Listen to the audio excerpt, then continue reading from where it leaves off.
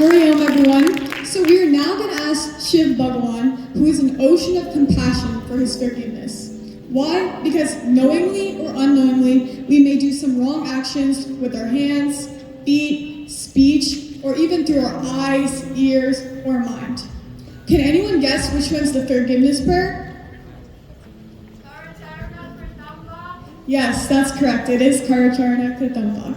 So can everyone please hold their hands in Namaste position and join us while we chant Karacharana Kritambak on page 8.